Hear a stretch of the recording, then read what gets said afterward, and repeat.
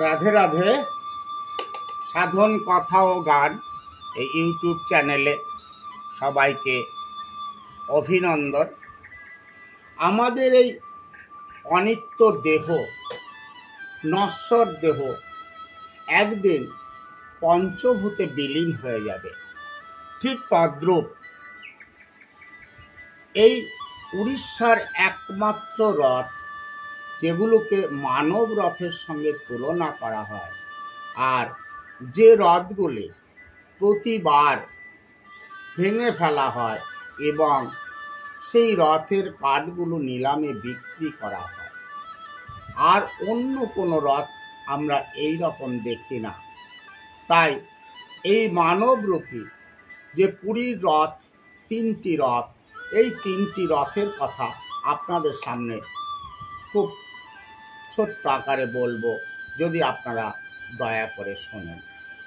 তা এই তিনটি রথে তিনজন উপবিষ্ট থাকেন। প্রথম রথ, সেই রথে থাকেন বলভদ্র। দ্বিতীয় যে রথ, সেই রথে থাকেন সুভদ্রা দেবী, এবং তৃতীয় রথে থাকেন আমার জগন্নাথ প্রভু। এইভাবে তিনটি রথ বেরিয়ে আসে।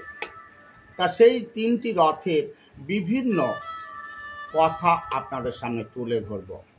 প্রথমত আমরা জগন্নাথ দেবের যে রথ, সেই রথ সম্পর্কে একটুখানি আপনাদের সামনে বলি।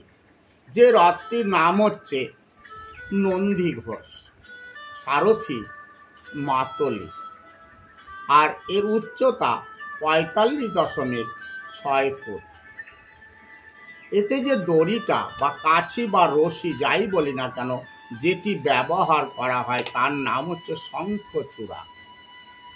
আর এই রথের রক্ষী হচ্ছে গরুর মহারাজ।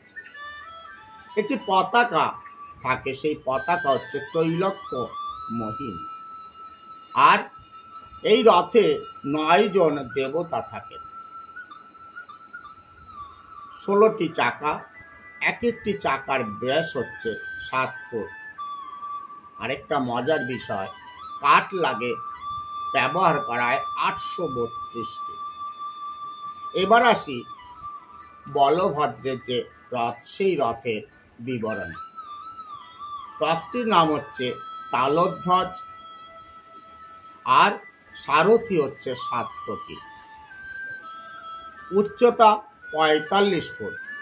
এখানে যে দড়ি ব্যবহার করা হয় তার নাম হচ্ছে বাসকী, আর রক্ষী হচ্ছে বাসুদেব। এখানে যে পতাকাটি থাকে তার নাম হচ্ছে উন্নানী। এখানেও চাকা থাকে, 14টি চাকা, আর ব্যাস হচ্ছে 6 ফুট। মজার বিষয়, এখানে কাঠ লাগে 763টি। তৃতীয় যে রথ, সেই রথটি নাম হচ্ছে দর্পদলন, যাতে অধিষ্ঠান করেন সুভদ্রা দেবী। উচ্চতা 44 ফুট, একটু ছোট।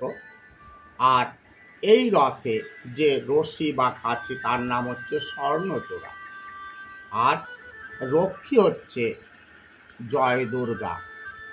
আর যে পতাকাটি ব্যবহার করা হয় সেটির নাম হচ্ছে নবম্বিকা। এখানে চাকা থাকে 12টি, প্রতিটি চাকার ব্যাস 5 ফুট, আর কাঠ লাগে 593। এখানে প্রতিটি রথেই 4টি করে ঘোড়া থাকে, আমি আর নাম বলছি না।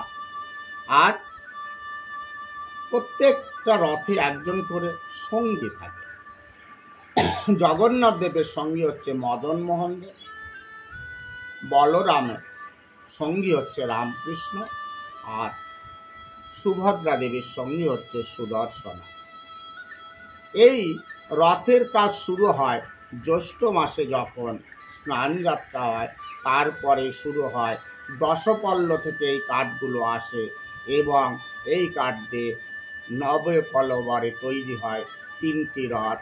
আর সেই রথের মহাকোলারহে আমার 3 দেবতা বেরিয়ে আসে ভক্তের সঙ্গে মিলন করার জন্য, এতদিন পর্যন্ত ভক্ত সেখানে বিগ্রহকে দেখতে যায়, আজকে ভগবান এবং ভক্তকে দেখতে আসার জন্য রাস্তায় নেমে পড়েন এই রথের সময়। রাধে রাধে।